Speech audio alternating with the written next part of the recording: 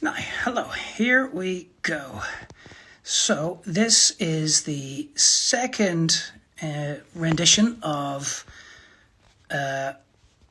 Coffee Time with Oliver Jeffers. I am now just trying to figure out who I want to invite, and I remember that it is my friend Caitrìona who I have invited, and we're just waiting for her to accept, and there she is. Hello. Caitrìona.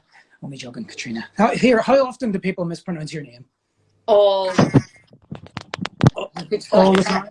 Get this. There we go. It's doing something. Oh, there we go. Yeah, all the bloody time. I get Kate a lot these days. Kate, yeah. Which is not my name. No.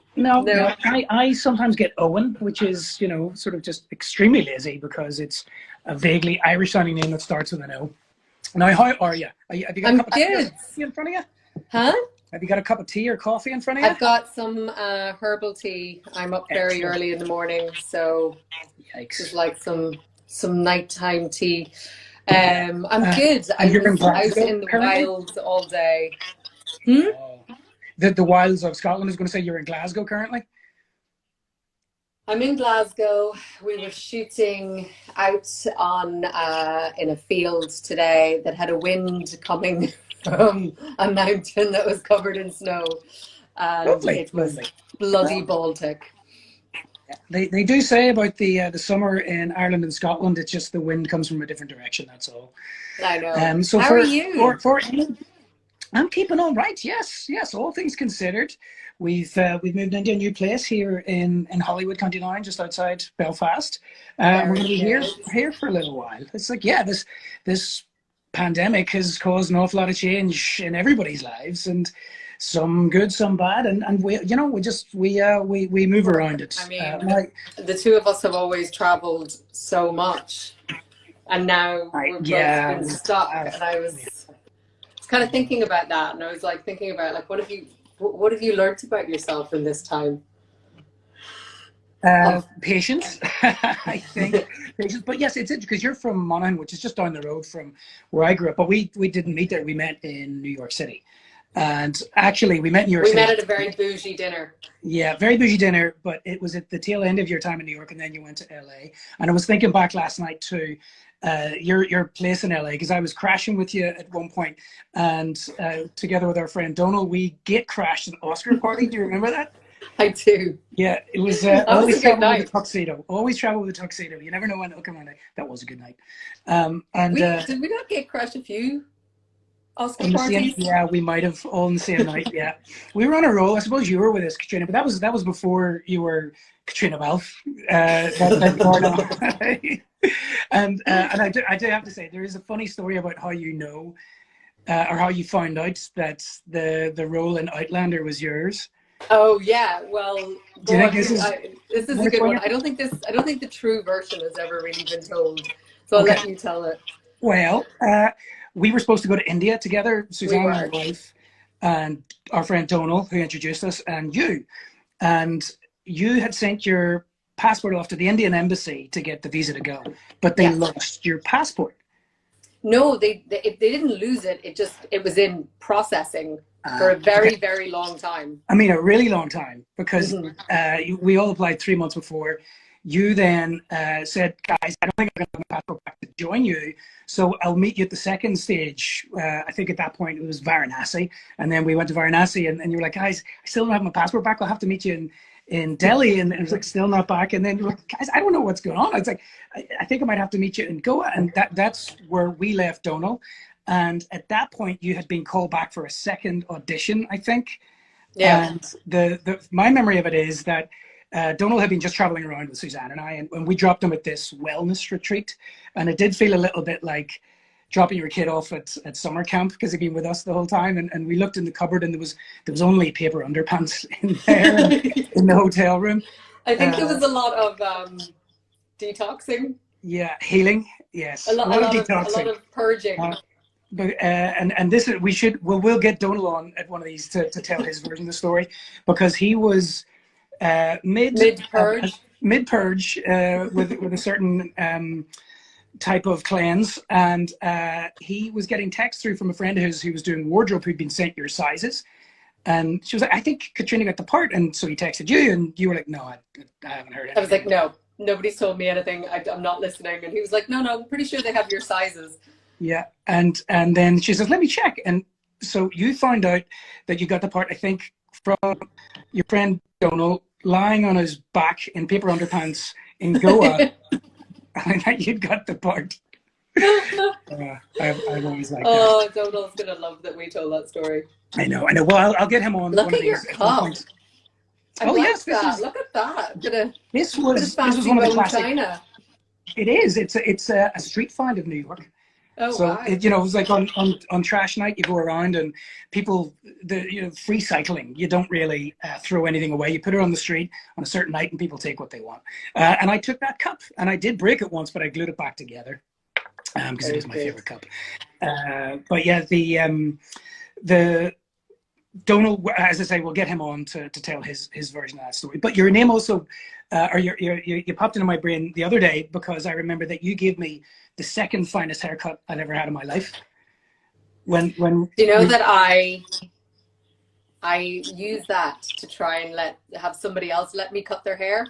They absolutely refused, and I'm like, but Oliver said it was the second best. Well, at the time, it was the best. It was the best until 2 days ago, I gave myself a haircut.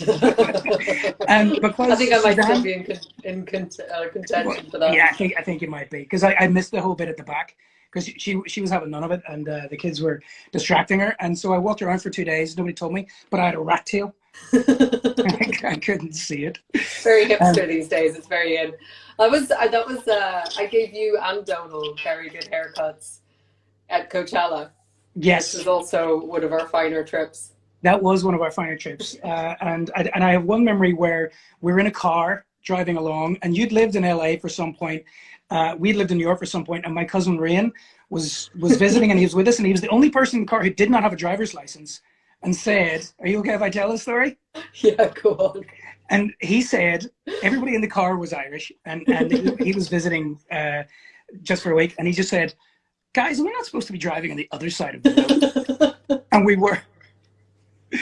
And the only this is why I am one of California's worst drivers. Oh, brilliant. My God. So Glasgow, you've been there for a while. You've been locked in, locked down, and today is World Book Day. I know. Happy World Book Day. Happy World Book Day. And you were doing a book club. Yes, and I actually owe a book club.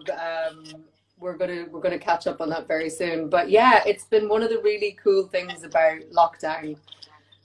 We started probably in March of last year, and it's just been really nice. It's just been having this community of people to read books with, and then it's sort of weird. I want to be able to do it in person because at some point I sort of feel like I'm talking to myself, but people send in lots of questions and they write lots of comments, and from that it'll spark, What started it? Just the idea that you like talking about books? And yeah, and I was in lockdown, and one of the great things about Outlander is that there is this online community that you talk with, and there's a lot of the people that you sort of get to know, and you see them say things, and one of the they're all big readers, and that's one of the things that you kind of end up talking to people about. And I would always sort of, if I'd read a good book, I'd be like, oh my God, this book is amazing. And a question for you: have you ever not finished a book? Have you ever just given up on a book? In my life? Yeah. Yes.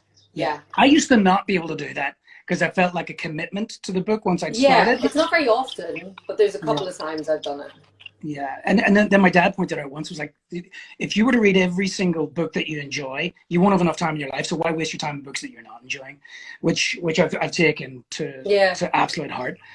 It's funny, there's been a couple of books that infuriate me, but I feel like I still have to get to the end. I think it's, if I'm just not connecting with the writing, and usually it's the style of writing. I think sometimes I find that, a story can be clunky or there can be holes, and you can forgive that kind of thing. But if the style of writing isn't something that moves me, I think that's... I counter you with this. Yeah, I come to you with this. I, on my dad's insistence, finished reading Catch-22, and it's probably one of my favorite books of all time. But there's a rare example where the style of writing is basically the heart of the book. It's sort of written in this really broken kind of chopped up, slightly insane type of, it's noise. It's like it's Well, it's like a compared to stream of classical. consciousness almost. It's like discordant jazz. Yeah. But because out of that cacophony of noise comes this beautiful crescendo, and because it comes out of nowhere, it's like a physical reaction you have to the book. But that wouldn't have happened had the writing style not been so weird. And that was one of the reasons I was like, well, is every book that I don't like going to end up this way? The answer is no. But no. That was one of the rare examples where it really stayed through. And so are you reading a book at the minute? I am, and it's going to be the next one that I'm choosing. I might as well tell you because I'm going to post a video later tonight on the book club thing. But I'm reading Conundrum, Jan Morris. Oh, okay. I know it's up, but I haven't heard of that one. Yeah, so it was written in the 70s, and it was about her transition, or kind of about her.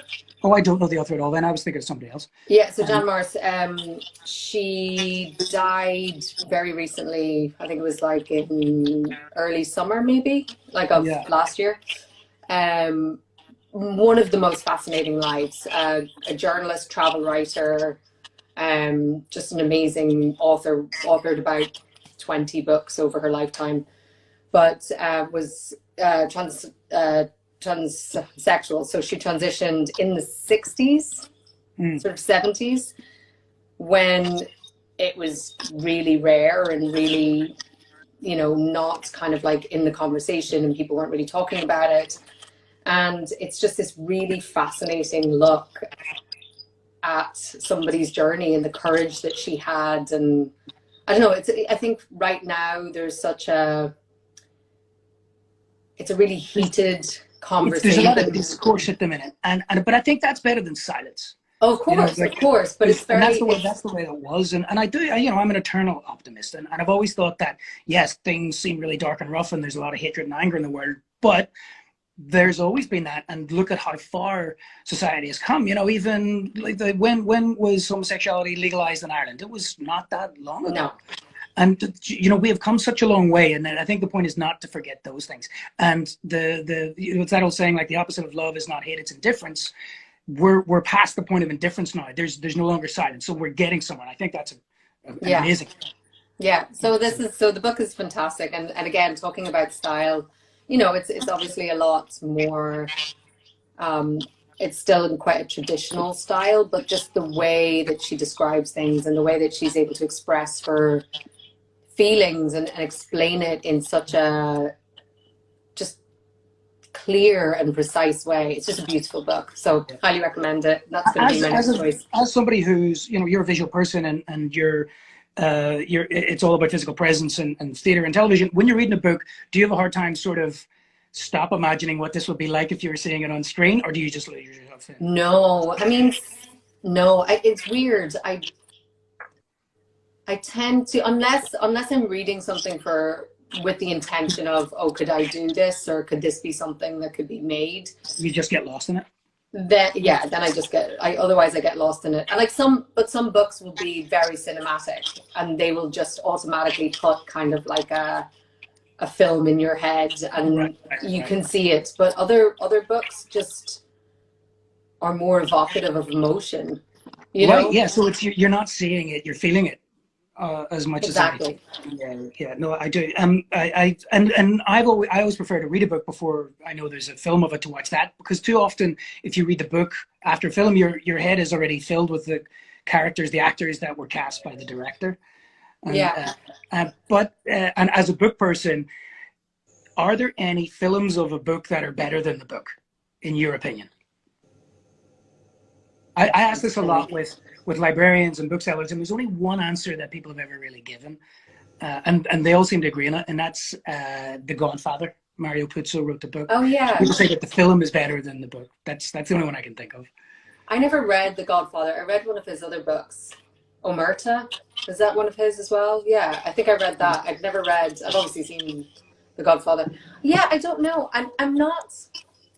it's funny. I tend to like, I tend to be able to, I think mediums are very different. You know, there's one thing that a book exists in its own way, and then when you see a film, like I'm not usually a puritanist about, oh, they didn't stay completely true to, because I think it has to evolve and have its own life. No, completely. And actually, with Studio AK and Philip Hunt, who's the director of both Lost and Found and Here We Are, very, very early on in our relationship, we're like, there's no point in just making a moving version of this book, because that would be robbing the film of an opportunity. And so right from step one, we're like, the film has to be its own thing.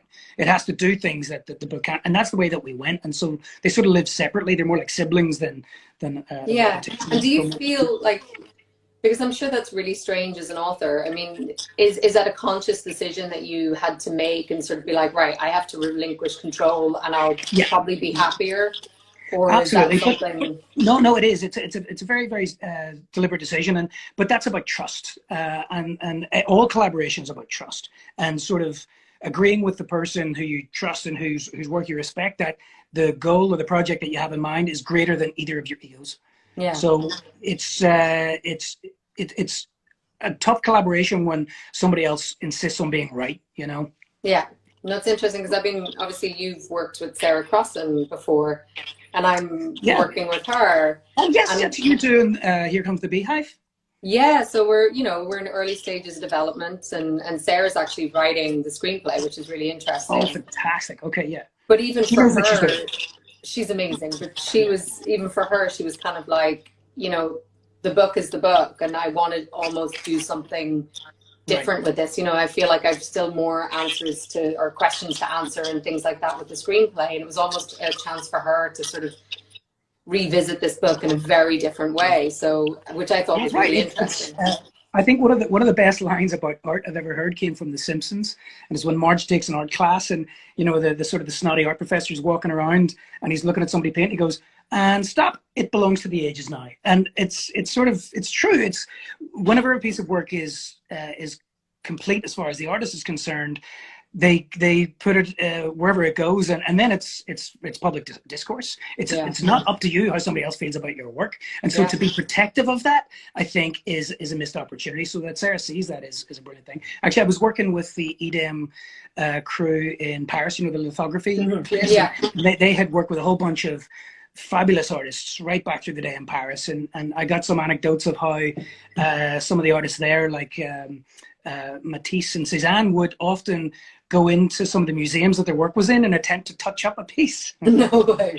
Because they, you know, as far as they were concerned, it's incomplete. But yeah, you got to let it go at some point.